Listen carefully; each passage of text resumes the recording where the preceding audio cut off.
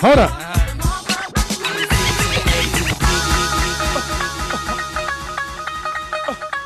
Coming to the stage, y'all. We got my partner crying. Yo, you gotta get your intro. It's the Rock in the building. It's who? Rock in the building. Say what? Rock in the building. Where he at? Rock in the building. Rock in the building. Rock. Let's go. Rock in the building. Made good. Tony Rock, y'all. Make some noise for Tony Rock. Unplug your phone. Make some noise. Shake your hands. We want to hear y'all. We want to hear y'all. Yeah. Yeah. What up, Tone? How you doing, family? What's up, bro? It's good to see you, man. How's everything? Yo. Been waiting for this, man. I saw you in your thing. I'm on the phone. Starting off. If y'all don't know, Tone was one of the hosts at Chocolate Sundays, one of the brilliant ones that you came in and rocked the house. But first up, I want to give him congratulations because he's a new dad. So shout out Charleston. Is that right, Charleston? Yeah. Yes, sir. So tell me. I just put the baby to bed, and I know it's wind down. Right. I'm drinking water because I never want to be in a situation where I'm drunk and my child needs me. So I haven't had a drink. Wait, who is this? 2 years. Yeah, I haven't had a drink in 2 years. So how is it, man? How is it going from being the Playboy guy that, run the streets, killing the game, making the money in clubs. Now you trying to get home to make sure the baby's in bed. How's that change, man? I think I did it exactly how it should be done. I came to LA, I got my money, I ran through half of Hollywood. I and now it's just like there's nothing else really left on the table for me except to be an outstanding father. So I think I did it in the right order. I hear you. Well, let's take it back. Let's take it back to the beginning. So, how did you get into comedy? Like, what was that, coming from a big family, what was that first time getting on there and getting that spark? What was that about? What my first time on stage or just the introduction to comedy? Introduction to comedy and then getting on stage. That first time getting as they say, getting that bite, the bug on you. Okay, my introduction to comedy, I think, is the same as a lot of young black comics. It's Richard Pryor. Richard Pryor was the guy that we saw or we heard, and he was the guy that lit the fire in the majority of urban comics. Richard Pryor was the template. Right. So first it was hearing Richard Pryor and going to school and telling his jokes at school and getting in trouble because I was using vulgarity. And then when my mother told me, like, you can't say what he says because that's his job. He gets paid to do this and he does movies and TV shows. That's when the bug bit me. Then there was this young, dynamic rock star of a comic that came along years later called Eddie Murphy that made comedy very cool. The concept of being a comic was damn near parallel with being a rapper. That's what Eddie did for stand-up comedy. So if you were young and you were black in the city and you wanted to be fly anyway, now comedy was that avenue as well because Eddie made it cool comedy. Yo, mute it. There we go. Okay, and then for my own personal journey, when the guy in the next room started doing stand-up, then it made it very real for me. When my big brother started doing comedy, it was like, okay, now Eddie was a guy I had never met. Richard was a guy I had only heard of, but now the guy in the next room is doing stand-up, and now it made it very real for me. And that's when it was like, okay, I can actually do this. Wow. Okay. So, parallel to that, when did you fall in love with hip hop? When is that? What song was that caught your attention that you was like, yo, this spoke for me? You know what? First of all, before I answer your question, I want to give you props for this whole forum right here because a lot of people don't realize that music is an actual time machine.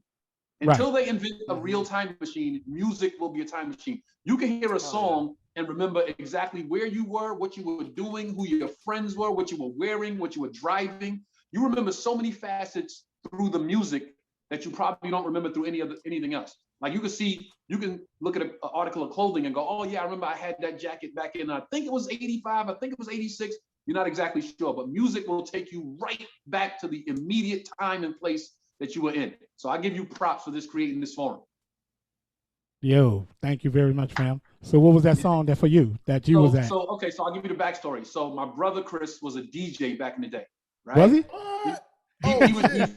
He would DJ block parties and he would DJ like family functions, stuff like that. He was actually pretty good. And I remember one time he wanted to have a party in our house, in our living room. And it was very small. We grew up in a brownstone in Brooklyn. And my mother said, you can't have a party in the living room, but if you clean out the basement, you can have a basement party. So Chris, myself, my brother Andre, my brother Brian, we all helped him clean the basement out and made it workable to have a party. We didn't turn it into a club, but we made it workable. And my mother let him have a basement party. And I remember he was downstairs practicing, getting ready for this basement party. And I heard a 45. Remember 45s? Yeah. I heard a 45 of Run DMC Sucker MCs. And Kick, I swear to you, before that, I had heard hip hop before that. But something about that beat and something about the flow that Run had and the flow that D had, married with the beat, it was sonically unlike anything I had ever heard in my life. And I remember listening to it, and I remember my brain trying to figure out all the beats and the flow. And it was like, I had heard hip hop before this. There was very many hip hop songs that came out before that. Right. But when I heard that, my brain and my ears were like, this is something that we've never heard before.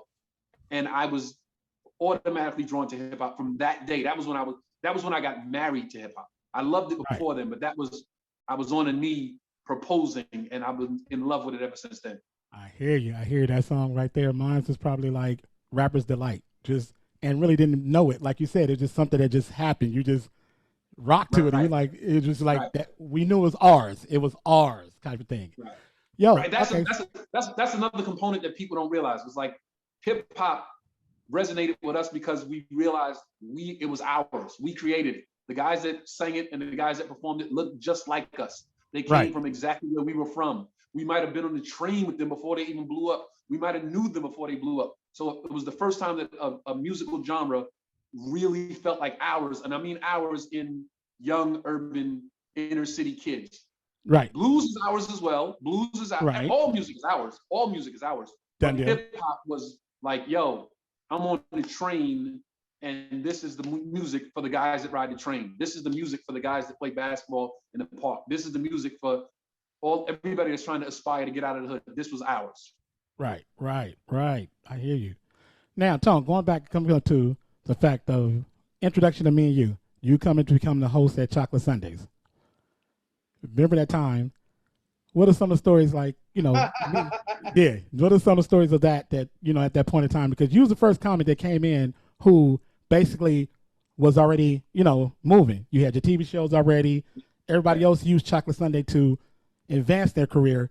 You was already in that, the grind, the TV grind and everything. So you came with a different attitude and approach to it. So tell me about that, Two points. You said it earlier. You said, he was the host of Chocolate Sunday. But I think that what I did with Chocolate Sunday was I made it a two-man show. I think I was one of the guys that I know Chris Spencer hosted before me, and he incorporated you, but I believe that I had more of an incorporation with you than any other host. I think that you and I were like Johnny Carson, Ed McMahon. I think that was the relationship that made people that, like, of course, what I was doing on television was a draw for some people, but I think the relationship that you and I had when they were in the room made people say, damn, this is really something different that Tone is doing other than anybody else. Well, used to make me, like, I've been in the game for a while, and I got a lot of them people that I know in the walls, but me and you kind of, I travel with you in different things. What made I think me after a while, and you correct me if I'm wrong, it got to a point where you knew what I was going to do, and you would have a record ready for it. Always. It was. You knew what I was going to say. If somebody kind of bombed, you knew where I was going to go with it, and you had a record ready for whatever I set up. So you set the music up that set my comedy up, and then I set the comedy up that set your music up. So we kind of all day back and forth. We was alley-ooping. We was alley-ooping comedy. Majorly. But the funny thing about you was you were somebody who would come in on time every Sunday, right before First Impressions. He'd say, hey, hello to everybody. Everybody was trying to get his attention because he was the host. So it's kind of like, hey, Tone, can you get me in? And he was perfect at, hey, how you doing? And keep moving. He'll sit by himself and he'll watch the whole First Impression by himself. And he'd just study. And I used to look at him like, why the fuck are you doing? Like, and he'll study and he'll get on stage and his first set was never a set. It was always freestyle and bringing the whole crowd in. To about time he finished and he brought the first person up, everybody in the room was paying attention because they realized that he's paying attention to everybody in the room. Yeah. And that was so brilliant to me. My comedy, one of my comedy mentors, Dave Chappelle, told me that you can learn way more about stand-up comedy by watching bad comedy than you can by watching good comedy. Wow. So I'm not makes sense. knocking anybody that was doing first impressions. I'm not throwing anybody under the bus, but the likelihood that I was going to see a comic that wasn't well refined on first impressions was more likely than somebody that was on the main show. So I would watch first impressions just to get a sense. And like you said, another point I want to make, you said that my career was already going, so I was a different kind of host, but stand-up always comes first. Stand-up comes before anything else. I believe that. How you move. Now, speaking on the fact, you're the only host who will wild the fuck out and never got fired. That's the other part of this game. Tony Rock had more fights at the Chocolate Sunday than anybody ever. More than D-Ray? Way more than D-Ray. He was in the man. One person, I ain't gonna even speak his name. Off stage to go fight. I will. You heard Ben run off stage. He's on stage, and the guy came on before him, and the guy was disrespectful. He was. And Tone is like he said, it's about comedy. He's professional, but there are certain things you can say to Tone that's gonna set that Brooklyn nigga off, just straight up. So the guy did some disrespectful stuff and called him his brother name before he walked off stage. Oh, give it up to. He said it one time, and I was like, no big deal. He said it again, and I was like, okay, now he's doing it on purpose. He said it the third time, and I was like, okay, now I got to say something. And you were the person that said, you said, Kick, you was the only person that was like, hey, yo, fam, it don't mean nothing. Let it go. Right. I was trying because I knew it. I knew. I remember it. I remember like it was yesterday. I said, yo, Kick, once my mind's made up, you might as well not even talk to me because I'm not hearing you. Right. Once my mind's made up, don't talk to me. So he walked on stage, and the guy was standing behind him because he knew what he did. So the guy stayed in the room, like almost like he was challenging Tony, like, you know, you ain't gonna say shit. Tone was like, yo, MF mother, you know who the fuck I take it, whoop your right, and he was going off, and we was like, oh shit. And the guy was like thinking that Tone was gonna walk off the stage. So he was like, yeah, whatever. That's, you know, Tone headed outside, bloop, bloop, bloop, bloop, came back on stage like, all right, next person coming to the stage is. I was like, he's fired. Next week he come walking out and said, nigga, he's like, no, I ain't fired. he only person who had the host who had 2 fights and came back and still host that night, like after the fight, and was in. I'm like, whoa, okay. So Tone, the actor. I was a good host. What can I say? Yeah, you was on that point. So the actor, Tone. Hey, do you remember that one time a girl threw a drink from upstairs at Tone, and the drink landed perfectly on stage? I was like, only Tone would not get hit by a drink thrown from 30 feet above. No, listen. This is what happened. It was, I think it was one of your homies. It was. It was one of Ben's homies. I think she was celebrating a birthday or something. And she had shades on upstairs in the balcony. And I was like, yo, why you got shades on indoors? Are you blind? And she was like, yeah, I'm blind. I was like, okay, well, the blind, I think I said the blind bitch. And she threw her glass at me and it just missed me. And Kick, without missing a beat, Kick, you know, I'm quick with that, with them jokes. The shit landed on the stage. I said, damn, I guess the bitch isn't blind. She missed me. And she was so hot. She was pissed the rest of the night. You could say nothing to her. No, I had to get up. So, Tone, I know you do, you know, like I said, your career's moving. You 52 weekends out of the year, you at some place, rock the tour. How is it different from? There you go. How is it different from that, you know, mindset, and then getting on like a major tour with, you know, heavy hitters, and you're part of, you know, Mike Epps or, you know, Bruce, or do you come at it a different approach? Are you there like you know what's crazy is the thing that stands out the most when I'm on I call it the big tour, because I do my own tour with comedy clubs, you know, right, more intimate settings, and then the big tour with Mike is like 16,000, 18,000 people. It's crazy. But the thing about that, the thing that always stands out to me, every city we go to when I'm walking in the venue, is like, yo, these are cats that I used to watch on TV. You know what I'm saying? Like Mike Epps, Samore, Bruce, Earthquake, Sometimes Bill Bellamy's on, Mark Curry's on sometimes. I'm like, these are literally dudes I used to watch on TV. So on the big tour, I'm pretty much in awe of these guys. I come in and I go to my little dressing room and I just chill there and I kind of stay out the way and not bother anybody. I watch everybody set like I always do. But I'm like, the whole time it's like, yo, I saw How to Be a Player in the movie theater. You know what I'm saying? Right, I saw Mike when he was on Comedy Central. Like I remember Quake was, it's like, damn, I can't believe. I said this in an interview the other day. I said, it's like being a superhero and you sitting around the table at the Justice League and you like, yo, fucking Batman's right here. Right. Like Wonder Woman's right here. And I forget sometimes, like, oh shit, I'm a superhero too. Like I made it. Like I'm a right. Like I look at them like, yo, that's fucking Superman right there, yo. And he's like, hey, you're a superhero too. Relax. Get it on. So going back into music, you making a mixtape. What is a song on there that has to be on there for you? Oof. Yo, so many dope ass songs, man. So many. I mean, we 80 kids. I mean, 70, 80 kids. So, Dang. I don't think they make mixtapes no more. Yeah. Mixtape is old. Half the people like, what the fuck is a mixtape? Okay, I'll say something like not normal. I'm gonna go not hip hop lane. There has never been a bad time had by anybody on this planet at a barbecue, at a block party, at a cookout, at any function when Jamaica funk is playing. Wow. Never. Yeah, it's impossible to have a bad time when Jamaica funk is on. So if I'm making a mixtape, Jamaica funk has to be on. Jamaica funk is on there? Got it. All right, so going into the acting point, because like I said, by the time you got to us, you had TV shows in your credit, but one of the major ones you had, which was a hit, executive produced by Will and Jada, right? Was All of Us. Yeah. Carry Dirt. How was that? How did you get that? How was that? I mean, that's when you kind of came to us, and I know that's when Playboy Wild Rock was in the building, majoring clubs. I'll be DJing. He in the corner with 5 of them just wilding. But how did that come about? So I tell, young comics always ask me advice. And I always say to them, I say the same thing all the time. I can only give you advice based on what I know. So one thing that I do know is every good thing that has ever happened in my career has happened from me keeping my ass on stage. That's why I stay on stage as much as possible. I got the Apollo. When I got the Apollo gig, I got it because Jamie Foxx came to Chocolate Sundays one night and saw me host.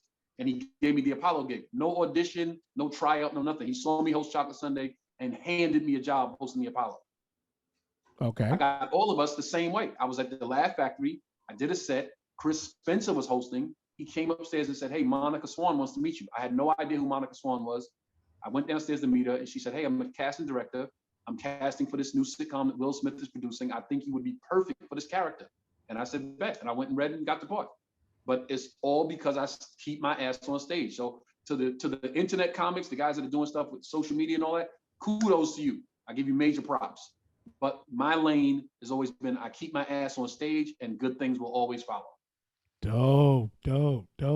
So then you got 2 new things going on right now. You got the Fatherhood on IG, right? And then I moved it to Facebook because it's a better demographic.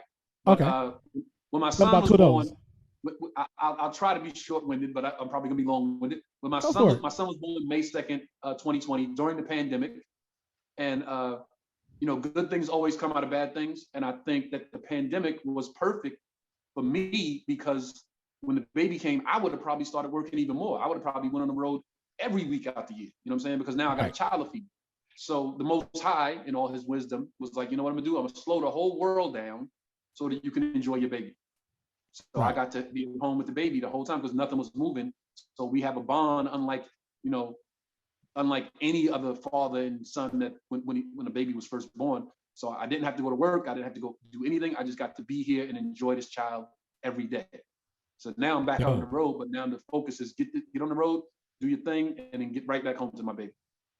So what's the premises of fatherhood? Are you talking to guys about? Oh yeah. So sorry. So I was so inspired by being a father that I just thought the baby just made me aware of everything. And I was like, damn, I got to talk to other fathers out there. And I want to showcase that the premise of the show is basically to showcase that there are great fathers out there. Because for some reason, fathers don't get a lot of positivity thrown their way. When it comes to black fathers, that's double. True. So I want to showcase all of the good black fathers I know. That's number one. I want to pick their brains and get some insight into this journey that I'm on that I have no idea what I'm doing. And also, I want to get their story, because just like I have a unique story, 99% of them have a unique story as well about how they became fathers, what they thought about parenthood beforehand, how they were living beforehand. Like you said, I was your favorite actress from your favorite show in my favorite position. You know how it go before I had this baby. So the baby changed my entire life. This kid is my everything. I live for this baby.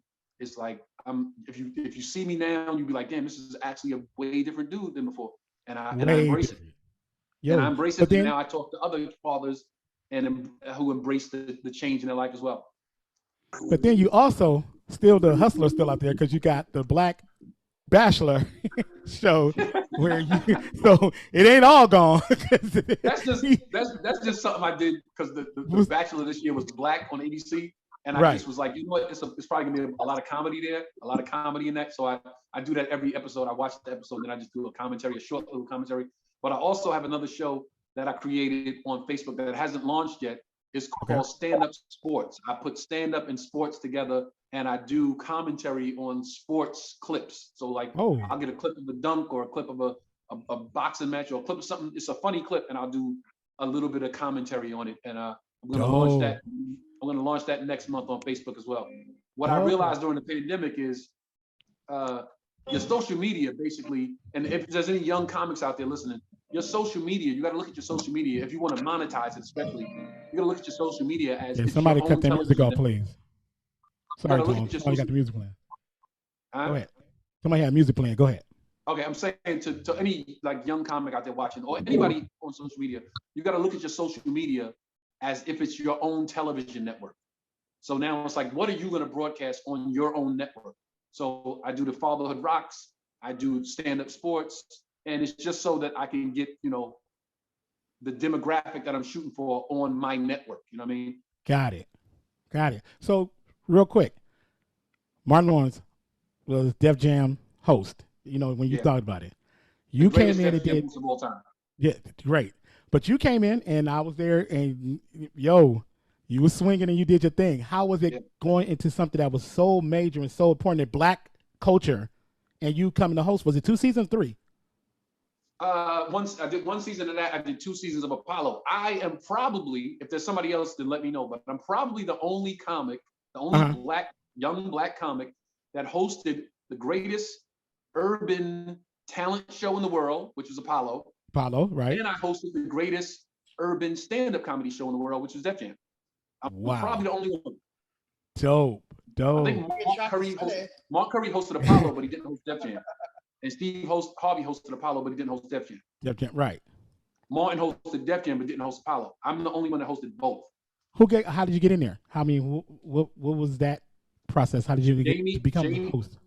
Jamie gave me Apollo. Jamie handed me Apollo. Right. And Russell saw me in LA when he was showcasing for Def Jam and took a liking to me and was like, yo, not only are you going to be on Def Jam, you're going to be the host. Dope. Again, dope. On stage. On stage, right. Great. Last question. I know I told you to get up out of here. So, I've been knowing you umpteen years. I know you got a big family. Dumb long. Is Drew you from Everybody Hate Chris? Yeah. Everybody know that. Every time I want to ask, I'll be like, I'm not going to ask. So that was, the premise of that show was really based on your family? Yeah, but this is the thing. It's 10 of us. So you can't put 10 kids. You can't put 10 kids on a TV show because you have to pay 10 kids. You have to write material, dialogue for 10 kids. You got to feed 10 kids. You got to clothe 10 kids. So he was like, I'll just take Tone, one of the girls, boom, let's make a show. But the father is exactly like my father. The mother is exactly like my mother. And some of the stories are true stories. Dope. Hey, Tone, thank you very much. You're my first host. I don't, rock with you. Like I said, the comments, your favorite comic. That's where I got my name from. I ain't gonna even lie. He said that one night. I was like, I'm taking that shit. Word. We did a shot of tequila, and I'm like, yo, You the favorite comment. I'm your favorite DJ's favorite DJ. Yo, everybody. All love, bro. I appreciate you having me. Shout out Thank to you, Ben. fam. First one. Look. This how since I had the baby, I got no problems with nobody. Shout out to Lonnie too. You know I didn't fuck with Lonnie because she kicked. Look. Tony! Oh my God. She kicked Jordan out of the Laugh Factory one night like he was a regular comic, and I didn't take kindly to that. But since I had the baby, I have found my center and my zen. So shout out to Lonnie too. Oh my God, that is hilarious. I was wondering if you were gonna bring that up on this.